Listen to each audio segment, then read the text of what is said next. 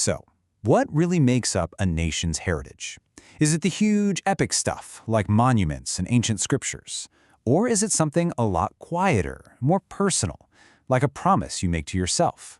Today, we're going to dive into two incredible stories that give us two very different, but maybe connected, answers. And that's really the big question we're tackling.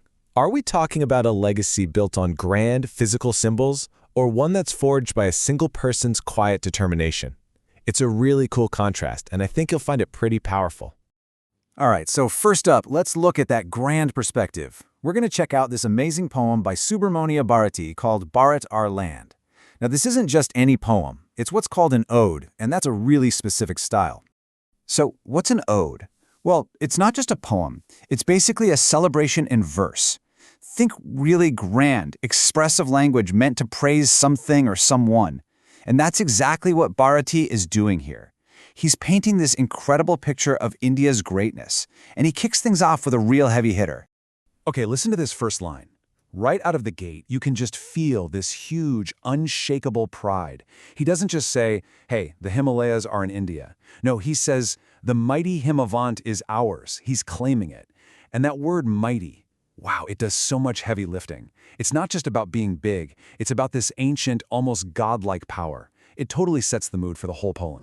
So, you see, the Himalayas become way more than just a mountain range. They're a symbol, right? A metaphor for the nation's strength, its permanence, something that's been there forever and isn't going anywhere.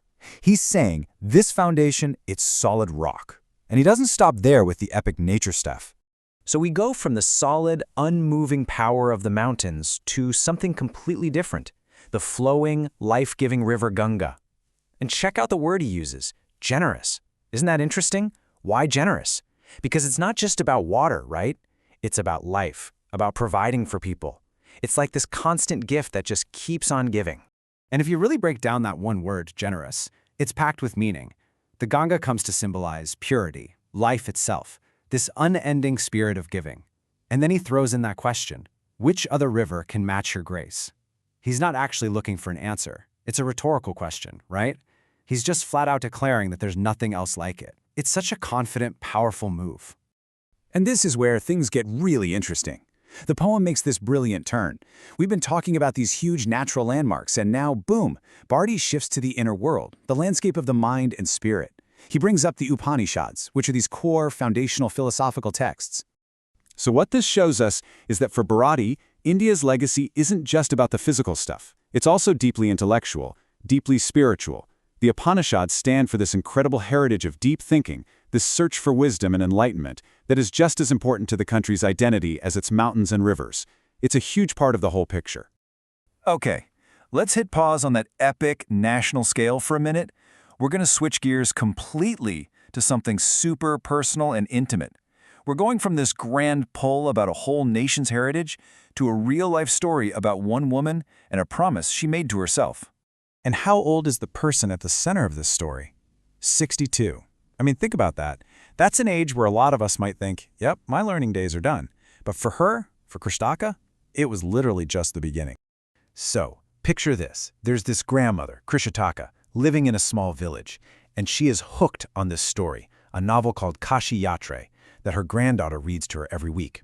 But one day, the granddaughter has to leave. And the next part of the story arrives. She's holding it in her hands, she can see the words, but she can't get to the story. And in that moment, she just feels completely helpless, totally dependent on someone else. What happens next is just remarkable. Her journey starts with just listening, right? Then comes that feeling of intense frustration. But that frustration turns into action. She gives herself a deadline, the Dasara Festival.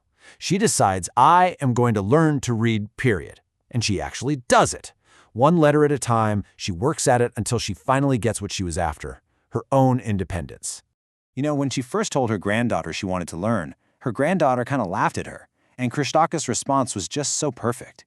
She said, for learning, there is no age bar. It's such a simple sentence, but wow, it carries so much power, the weight of her conviction, of everything she was about to do. So, okay, we've got these two stories that seem like they're on opposite ends of the spectrum, right? On one hand, a huge, sweeping poem about national glory. On the other, this quiet little story about a grandmother learning her ABCs. But are they really that different? Let's dig in and see what connects them. This is the common thread, right here. It's the pursuit of knowledge. That's what it all boils down to. Bharati's poem is celebrating this ancient spiritual wisdom for a whole country. And Krishtaka's story? It shows this fierce personal drive to get that knowledge for herself, even if it's just one letter at a time. When you look at it this way, the poem's legacy is all about this huge philosophical idea of Brahma knowledge. The grandmother's legacy, it starts with the absolute basic building block, the alphabet. But they're both about the same thing, really. They're about using the written word to access a world bigger than yourself. One is epic, one is personal, but they are for sure two sides of the very same coin. And that right there is the real connection. When Krishtaka learned to read, it wasn't just so she could finish some weekly serial. I mean, it was about that, but it was so much more. She was getting the key to unlock this entire world of stories, of philosophy, of the very wisdom that Bharati's poem celebrates. She was stepping up to become an active player in her own culture. So, where does that leave us? What does all this mean when you put it together? How do these two stories change how we think about heritage? Let's wrap this up. It means a nation's true strength isn't just one or the other. It's not just the big, permanent symbols like the mighty Himavant. It's also the living, breathing determination of its people, like a 62-year-old student painstakingly learning her letters. The real strength, the true legacy, is in both. And for me, this is the biggest takeaway.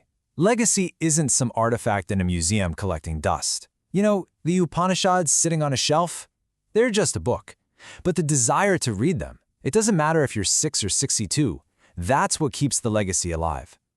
Heritage is something you do. It's not just something you have. So I want to leave you with this question to chew on. In our own lives, in our own communities, how do we honor both? How do we celebrate the grand, epic legacies while also lifting up and championing every single person who, like Krishtaka, decides that today is the day they're going to learn?